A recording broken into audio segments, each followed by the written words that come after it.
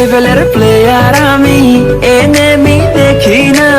Class ফাঁকি দিয়া খেলি বয়া তবু জোটে না। কোচিং এর অল্প টাকায় ডায়মন্ড তো আসে না।